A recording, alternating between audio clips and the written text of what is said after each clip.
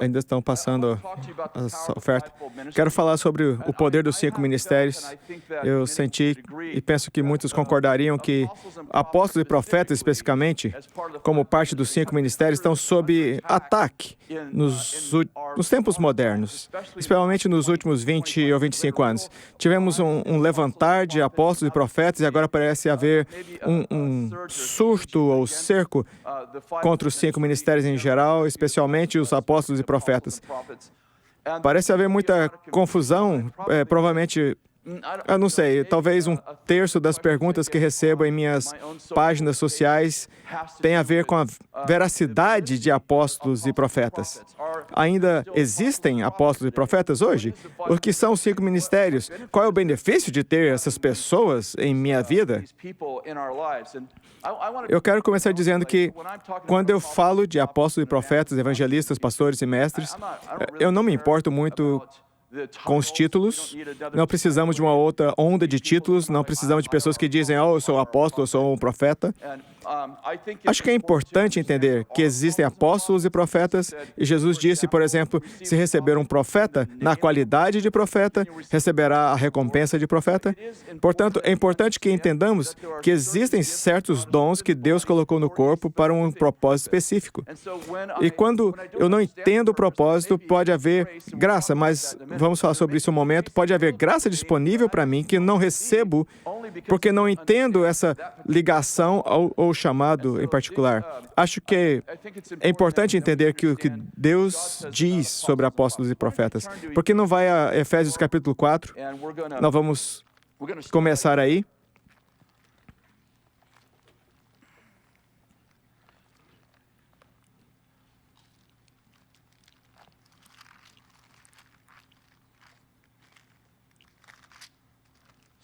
É tão engraçado. No primeiro culto, eu fiz as minhas anotações aqui no meu iPad.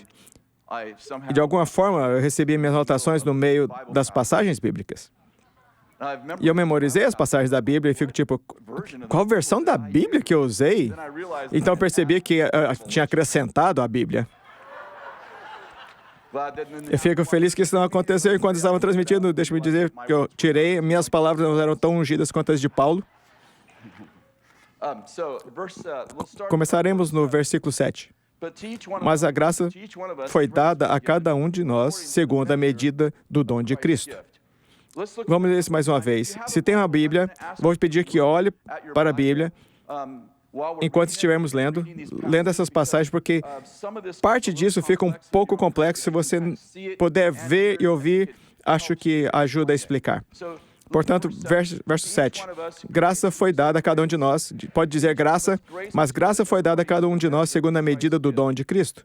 Por isso, subindo ao alto, levou cativo o cativeiro e deu dons aos homens. Todo mundo diga dons aos homens.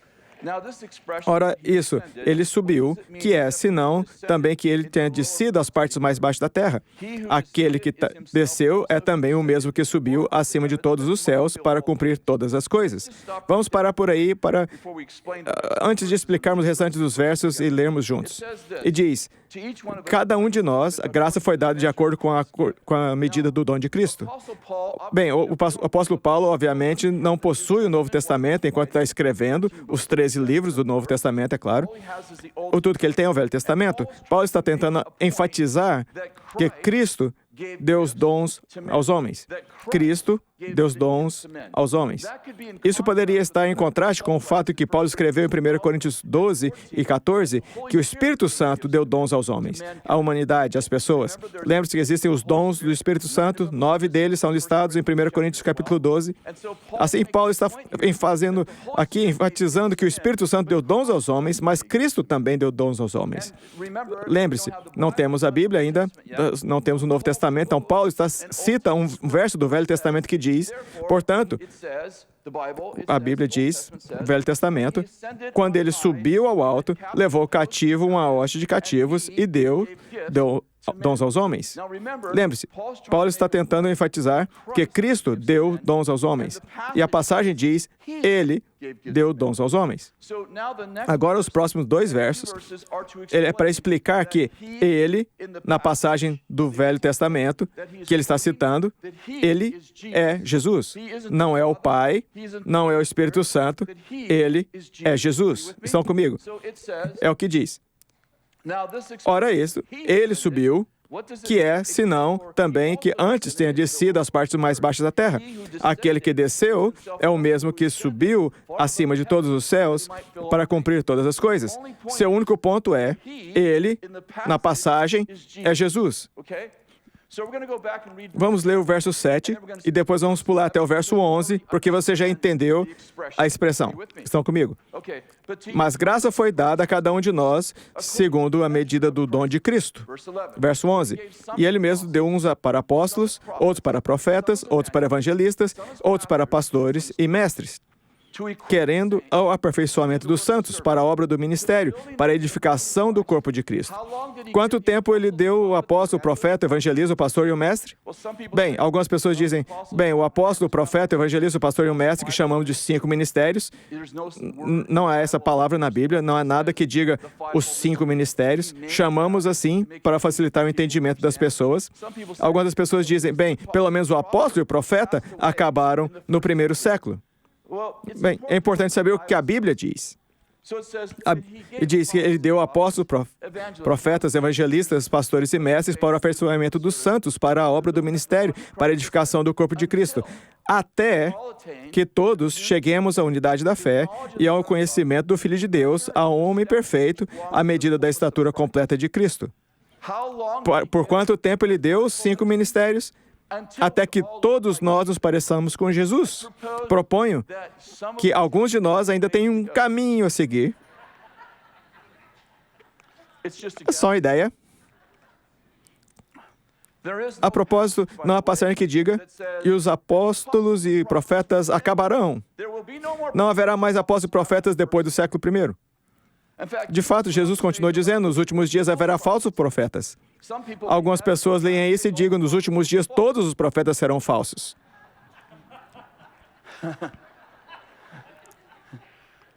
Às vezes, as pessoas me escrevem e citam um verso. Nos últimos dias haverá falsos profetas. E eu entendo que eles estão falando de alguém na mídia social, como eu. E eu escrevo de volta, costumo escrever de volta, não faço mais, tem que ser honesto. Eu escrevia de volta, acha que todos os profetas nos últimos dias serão falsos? Porque Jesus disse, nos últimos dias haverá falsos profetas. Isso significaria que deveria haver alguns verdadeiros. Porque se Jesus quisesse nos alertar sobre todos os falsos profetas, poderia dizer, todos os profetas no fim dos tempos serão falsos. Mas ele não disse. Ele disse que haveria falsos profetas. A propósito, se lembra que quando Moisés e Arão lançaram sua cobra, seu cajado. Vou ficar muito bom depois do 3º culto, deveria vir. Quando eles jogaram seu cajado, tornou-se uma cobra. E o que os feiticeiros fizeram? Eles duplicaram os milagres de Deus. Quantos sabem? Arão não estava duplicando seus milagres, eles estavam os milagres deles. Por que os feiticeiros fizeram isso? Para diluir o poder de Deus. A razão pela qual existem falsos profetas nos últimos dias é que os verdadeiros profetas são poderosos e o inimigo quer diluir o poder de Deus. Estão comigo? Ok. Ele deu apóstolos, profetas, evangelistas, pastores e mestres. Primeiro de tudo, temos 5 ministérios. E qual o resultado dos 5 ministérios? Ouça o que diz aqui. Para que, versículo 14, não sejamos mais meninos inconstantes, levados em roda por todo o vento de doutrina, pelo engano dos homens que, com astúcia, enganam fraudulosamente. Ok, veja. Como resultado do quê? Dos 5 ministérios que influindo em nossas vidas, não sejamos mais meninos inconstantes, levados em roda por todo o vento de doutrina e sendo enganado por homens que com astúcia enganam fraudulosamente. Você vê que os 5 ministérios não é só o mestre que nos afasta do engano. Não é só o pastor que nos afasta do engano. Quantos sabem, não é só o evangelista que nos afasta do engano, mas na verdade é o apóstolo, o profeta, o evangelista, o pastor e o mestre. Eles constroem uma rede em volta de nós, um muro, talvez possa dizer, de verdade, que nos afasta do engano e também instiga maturidade e saúde em nós. Pois crescemos em todos os assuntos relacionados a Cristo. O que acontece se eliminar 2, ou 3, ou 4 dos 5 ministérios de nossas vidas? Quantos sabem que se não tem uma rede, um muro, ou que, como quiser chamar, a proteção de Deus pretende para o corpo? Boa palavra. Agora vamos falar sobre Cristo dando dons aos homens. Poderia ter um pouco de água? Esqueci de trazer. Muito obrigado. Meu copo de pressão. Finalmente descobri que precisa de abrir.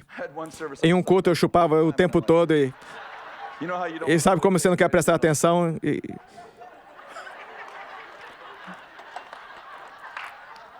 Eu voltei para o meu lugar e ficou, é um copo de pressão. Sim. E eu estava ouvindo as minhas mensagens, tipo, sério? Ele não consegue nem abrir um copo de pressão?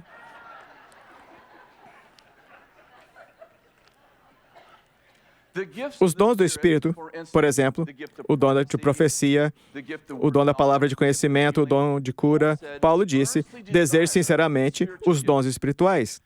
Especialmente profetizar. É maior é quem profetiza. Entendeu? Ele disse, deseje sinceramente dons espirituais. É tipo, eu não quero isso, eu não quero ter esse dom, eu não quero ter caráter. Qual a razão que você não pode ter os dois? As pessoas estão assim tão simplórias. Ficam, eu não quero ter braços, eu só preciso de pernas. Quem precisa de olhos? Eu tenho ouvidos. Sério? Sério? Algumas pessoas pensam, eu quero ter caráter antes de ter poder. Porque não quero os dois. Entende que se os dons do Espírito, o dom da cura, não é para você, é para a pessoa que precisa de cura. Pode imaginar seu filho, você tem uma criança de 4 anos que está muito doente e pensa, eu não quero o dom de cura. Estamos transmitindo. Essa é uma péssima ideia. Eu quero dizer, alguém precisa de direção. Eu não quero o dom de profecia. Alguém precisa ser encorajado. Eu não quero o dom da palavra de conhecimento, eu não quero o dom de... Por que você não quer os dons? Eles não são para você, são para as pessoas que precisam de um toque sobrenatural. Claro que quero os dons. Deixa-me dizer isso. São dons, não são recompensa. Estão comigo? Os dons do Espírito não são recompensa, não são um sinal de que você é maduro. Como os recebeu, não recebeu por maturidade, recebeu pedindo. Às vezes as pessoas mais maduras não querem dons e temos aí tolos fazendo sinais e maravilhas e milagres. Esses caras são uns tolos. Você também é um tolo, porque é maduro e não pode ajudar ninguém. Um tipo diferente de tolo. Essas coisas estão saindo de mim espontaneamente. Mas meu ponto é que somos chamados a desejar sinceramente dons espirituais. Estão me acompanhando? Não é uma opção. Não é como, bem, se quiser, se estiver na sua teologia, eu sou ordenado a desejar sinceramente dons espirituais. Estão comigo? Portanto, temos os dons do Espírito Santo mencionados em 1 Coríntios 12 e 1 Coríntios 14, mas em Efésios 4, esses são dons de Cristo.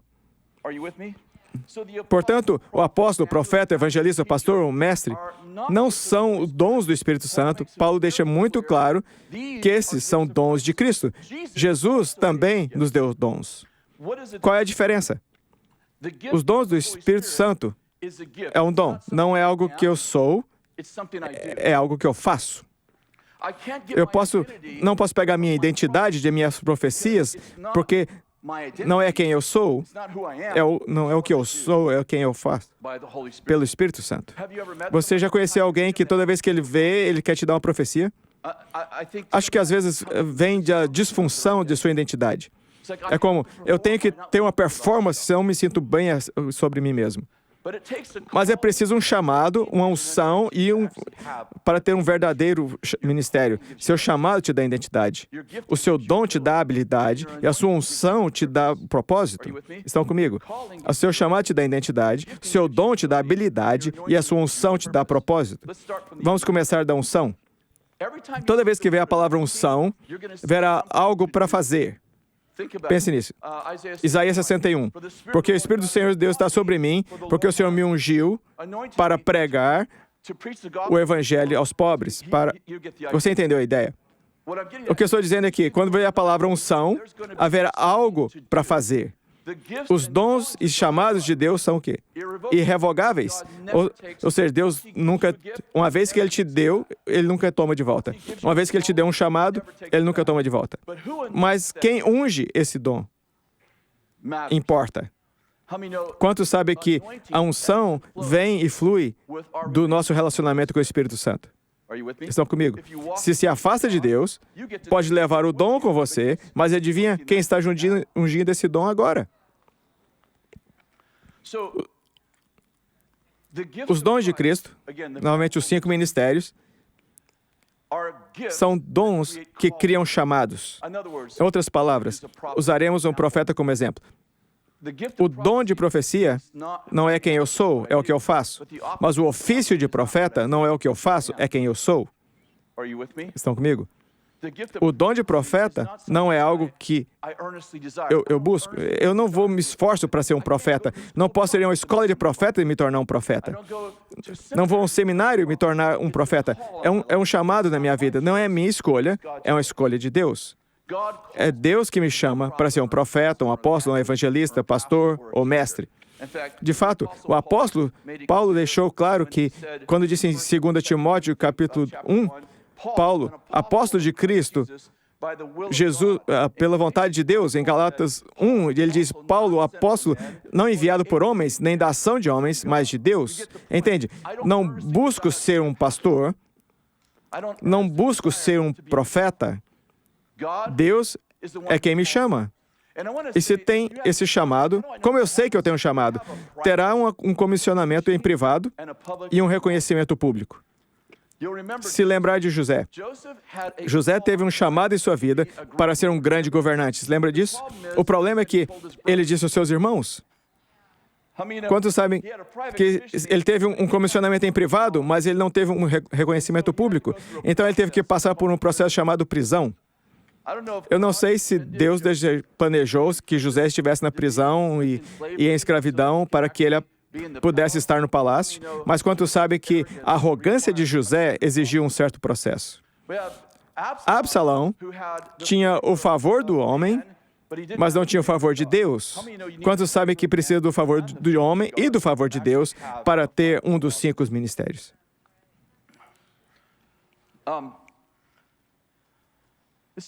Vamos falar um pouco sobre a frequência dos 5 ministérios. A palavra pastor é usada uma vez na Bíblia.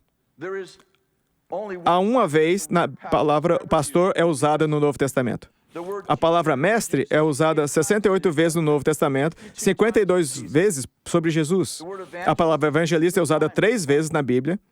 A palavra profeta é usada 120 vezes no Novo Testamento. E a palavra apóstolo é usada 70 vezes. Eu vou te dar alguns dados. Há 25 pessoas chamadas apóstolos no Novo Testamento. Há momentos em que a Bíblia fala de forma geral, e os apóstolos fizeram, mas haviam 25 pessoas chamadas apóstolos no Novo Testamento, um deles sendo uma mulher chamada Júnias. Houve uma pessoa chamada de evangelista em todo o Novo Testamento, que é Felipe. Não há pessoas chamadas de pastores no Novo Testamento. Há 9 profetas e 4 mestres. Não é interessante que no Novo Testamento não temos nenhum pastor com nome? E no século XXI nós nomeamos todos como pastores. Não é engraçado querer se livrar dos apóstolos e então eles que são mais conhecidos? Haviam mais pessoas conhecidas como apóstolos no Novo Testamento e mais profetas no Novo Testamento do que havia qualquer outra coisa. Mas ainda gostamos de pastores, evangelistas e mestres, que são raramente mencionados no fundamento do Evangelho. Eu não acho que deveríamos não tê-los, eu só estou apontando que deve haver uma razão pela qual o diabo não os quer. Bom pensamento que eu tive. O que são os 5 ministérios fazem? Algumas pessoas pensam, eu gostaria de ser um apóstolo, mas esse é o mais importante? Quem é o mais importante? Eu quero ser o mais importante. Eu quero ser um apóstolo, profeta, evangelista. Eu sou todos os 3.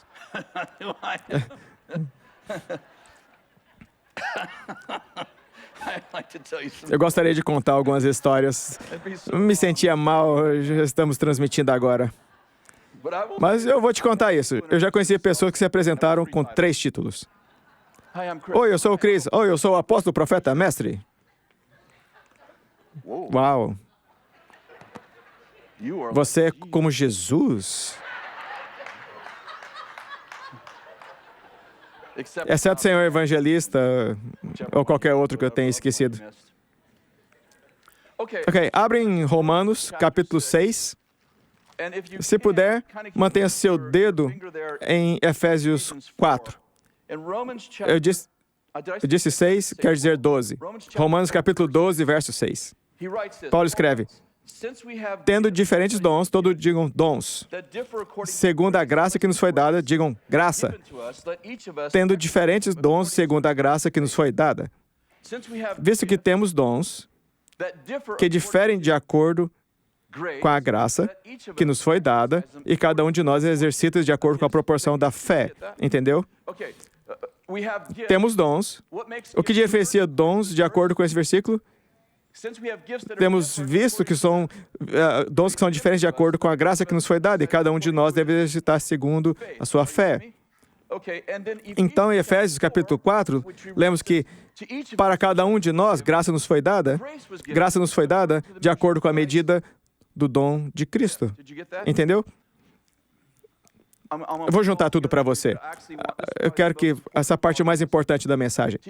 A cada um de nós, graça nos foi dada de acordo com a medida do dom de Cristo. Quem são os dons sobre os quais ele está falando nessa passagem? Apóstolos, profetas, evangelistas, pastores e mestres. O que eles estão para quê? Para equipar os santos. Como eles equipam os santos? Com o que eles equipam os santos? Graça. Veja, graça não é só um favor imerecido. Graça é o poder operacional de Deus. Quando foi salvo pela graça, sim, foi salvo por um favor imerecido. Mas quantos sabem que só um favor imerecido, sozinho, não pode salvá-lo? Porque estava preso por outras 2 forças. O pecado, que era o seu mestre, e o diabo era o seu mestre. Quando Deus nos salvou pela graça, entende que Ele nos chamou o seu nome. Quando Ele disse Bill, quando Ele disse Jane, Ele disse venha. Quantos entendem que, sim, era o favor imerecido, mas era o poder na graça, é o que te deu a capacidade de sair das garras do pecado e andar sobre a água. A água do pecado e a água do seu inimigo.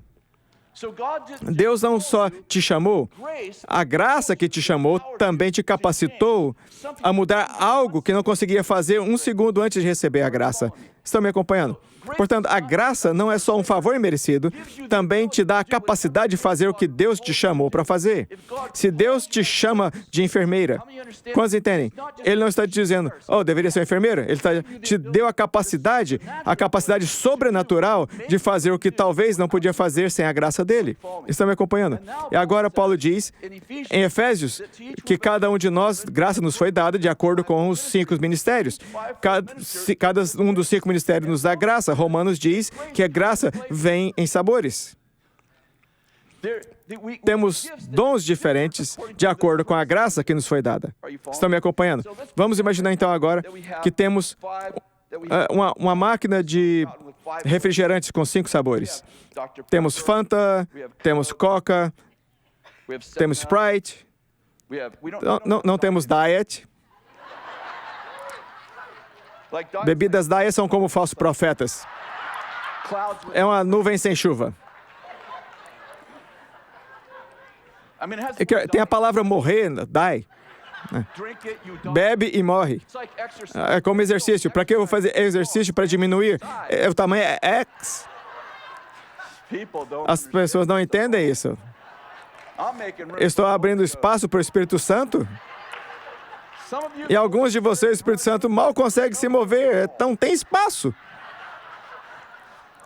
Ele diz, estique suas cordas e fortaleça suas estacas. Eu estou esticando de esquerda para a direita. Alguns de vocês precisam apreciar para que as coisas reais de Deus que acontecem na sua vida. Do que eu estava falando? Sim.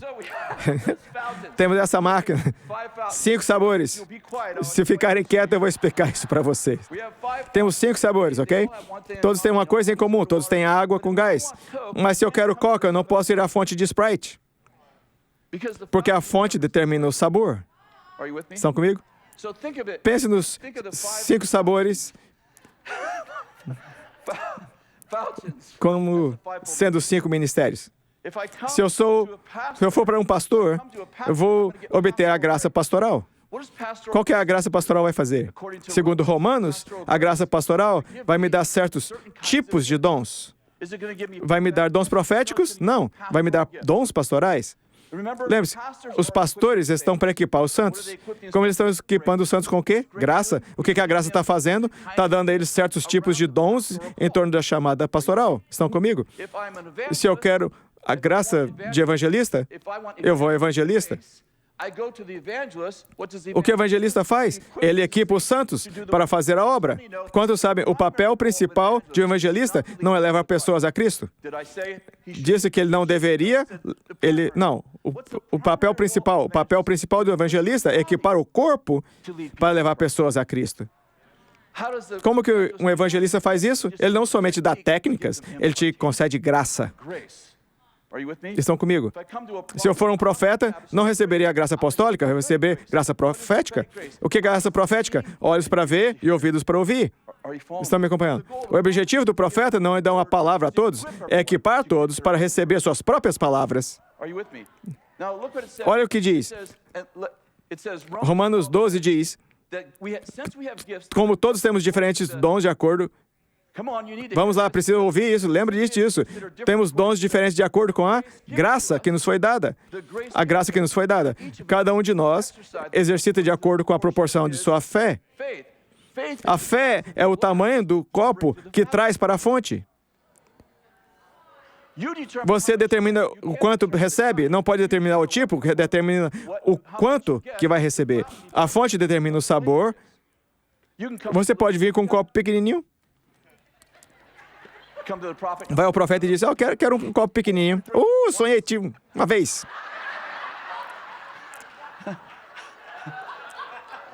Alguns de vocês tragam uma piscina. Pode encher isso aí, eu vou mergulhar nisso. Você determina quanta graça recebe dos 5 ministérios pela fé que traz. Lembre-se, Jesus disse, se recebe um profeta como profeta, receberá recompensa de um profeta. Se receber um homem justo como um homem justo, receberá a recompensa de um homem justo. O que acontece se vem ao profeta, mas não sabe que ele é um profeta? Você pode receber graça, mas precisa entender o que está fazendo. Meu povo perece por falta de conhecimento. Quando entendo de onde eu estou bebendo, de qual fonte eu estou bebendo.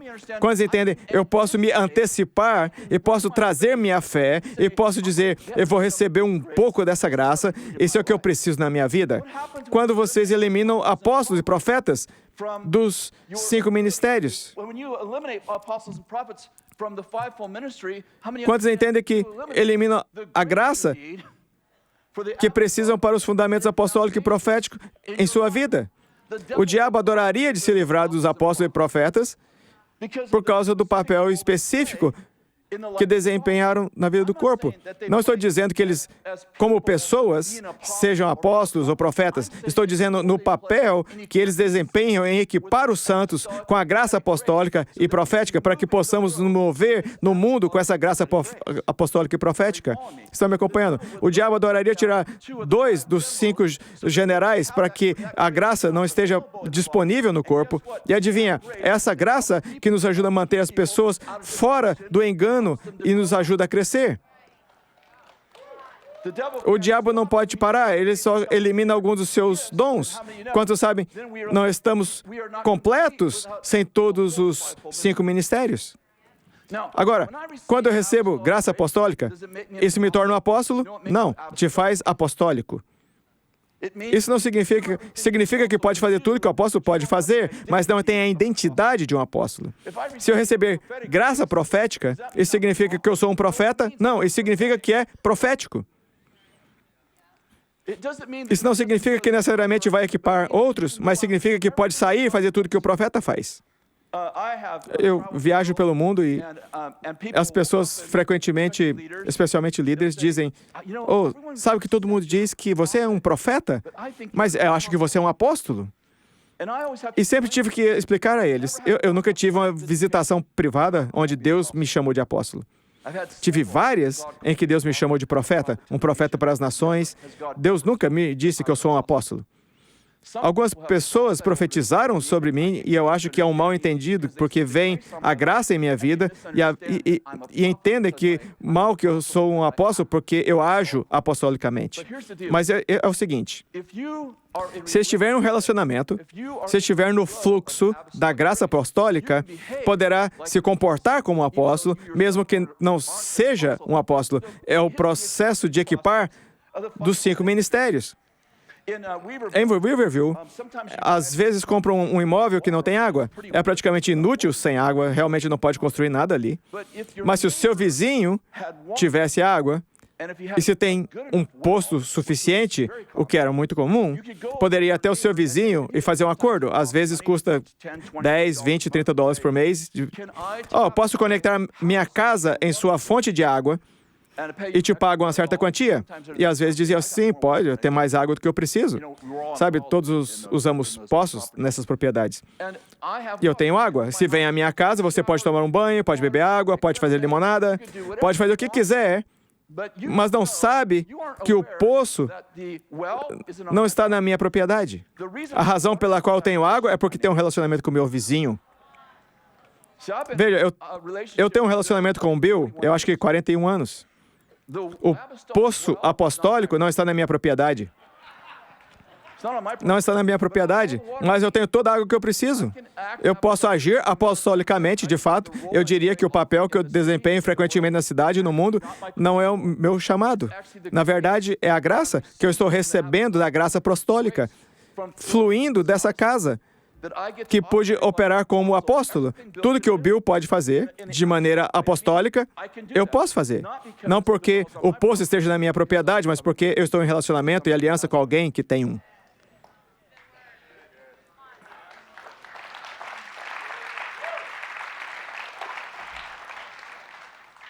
Efésios 3 diz, Paulo diz algo profundo, ele fala, por essa razão, Paulo, prisioneiro de gentios, por causa de Jesus. Desculpa. Eu, Paulo, prisioneiro de Jesus Cristo por causa dos gentios. Sabe o que eu quero dizer? Que é momentos apropriados para rir.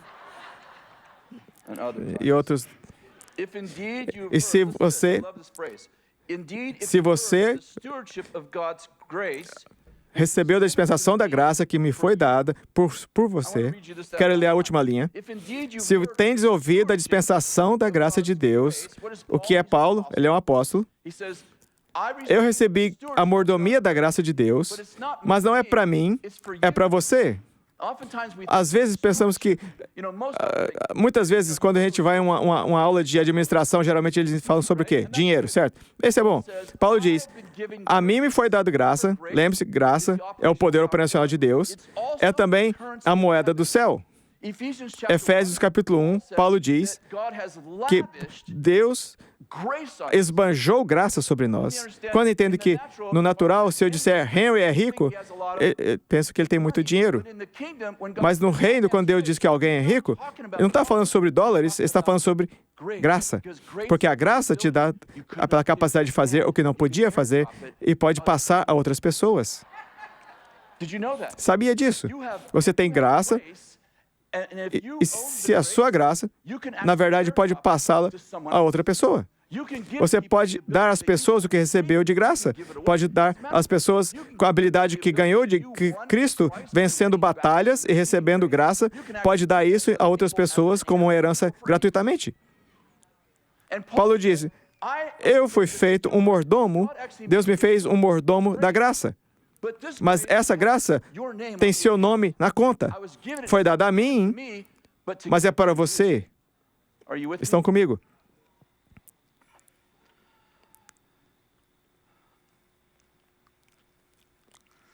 Eu tenho 3 minutos.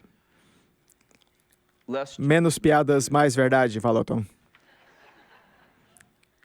Em Romanos, capítulo 1, versículo 11, Paulo diz, porque desejo ver-vos, a fim de repartir algum dom espiritual, para que sejais confirmados. Interessante, ele escreve 16 capítulos do ensino mais incrível, talvez o ensino mais profundo de toda a Bíblia, esteja no livro de Romanos. Ele está escrevendo esse livro especificamente para os romanos, recebemos depois. Ele escreve 16 capítulos e diz, não será confirmado até que eu venha e te dê um dom espiritual. É interessante que o ensino pode fazer coisas que precisamos, mas quantos sabem que a transmissão pode levá-lo a um outro lugar? Eu amo ensinar, ensinamos sempre, escrevemos livros, queremos equipar as pessoas, ensinar é parte disso, mas às vezes posso saber coisas que não posso fazer porque ainda não recebi a graça, que vem da transmissão. Eu posso ter as instruções, mas não tenho a graça para fazer o que fui instruído a fazer. Há momentos em que eu recebo ensino que ainda não tenho a graça necessária para rezá-lo. A graça ainda não foi liberada a mim, sei o que devo fazer, mas preciso da transmissão de apóstolos, profetas, evangelistas, pastores e mestres, e também dos irmãos e sisters à minha volta. Não preciso só de conhecimento, eu preciso de graça. Paulo, em 1 Timóteo 4, não despreze o dom que há em ti, o qual te foi dado por profecia, com a imposição de mãos do presbitério. Medita nessas coisas, ocupa-te nelas, para que o teu aproveitamento seja manifesto a todos. Amo essa parte, vou acabar com isso. Paulo diz, Timóteo, lembre-se de quando os líderes impuseram as mãos e eles especificamente te deram um dom. Agora, é interessante que ele diz, eles te deram dons. Ele diz especificamente, eles te deram um dom e identificaram por meio de profecia. Entende que a profecia era o identificador, mas a transmissão era a graça? Ele disse, esse dom que eles te deram, eu quero que se dedique a esse dom. Quero que se dedique a esse dom que foi te dado através da liderança e da profecia que o identificou. Quero que se identifique a esse dom para que todos que você lidera vejam o seu progresso. Eles dirão, notou como o Tim está crescendo nesse dom? Talvez tenha sido o dom da liderança. Talvez tenha sido o dom de libertação. Talvez tenha sido o dom de ensino. Não sei. Paulo não deixa isso claro, qual o dom que foi dado a ele, mas ele diz, todo mundo vai ver que está progredindo em seu dom. Aqui está o meu último ponto. Você recebe graça, mas precisa fazer algo com ela. Pode estar andando com um grande motor em seu carro, mas quando precisa ligá-lo e engatar a marcha, diz o mecânico. Não pode simplesmente ligar o rádio. É pela fé que recebe graça. Mas quantos entendem que ainda precisa trabalhar na graça que te é liberada para que possa fazer algo com o que foi equipado? E proporia que Deus queira que faça algo. Ele quer que se entregue a isso. Se é um jogador de basquete, e queremos vê-lo cada vez melhor. Às vezes na igreja dizemos, oh, não sou eu, é Jesus. Bem, aqui não é só sobre Jesus, é sobre você. O que está fazendo com o dom que Deus te deu? Está praticando lá todos os dias, pode as pessoas ver, você está crescendo, se você é um professor, você está ficando melhor, está tendo mais entendimento. Quando se levanta para pregar, as pessoas diriam, nossa, como eles melhoraram nos últimos 3 anos. Olha a maneira como ele faz isso, as histórias que conta, a maneira que comunica a verdade. Em outras palavras, o que eu estou te falando é que, às vezes em Cristo, pensamos que não devemos nos entregar a isso. É como se fosse tudo sobre Jesus. É como receber a graça. Comece a trabalhar. Vá trabalhar. Coloque a graça para trabalhar. Estão comigo? Envolva-se na graça e deixar todos saberem que o que Deus te chamou, você está fazendo isso cada vez melhor. É um bom relatório quando as pessoas dizem, ele está crescendo no seu dom. Ela cresceu no que recebeu. Se lembra 4 anos atrás, quando eles vieram e profetizaram esse dom de ensinar? Bem, ela mal poderia ensinar, mas olha agora, em 4 anos, ela se entregou a esse dom. Ele se entregou a esse dom. E adivinha, todo o corpo se beneficia do fato de ter se entregado a graça que te foi permitida. Pode se levantar.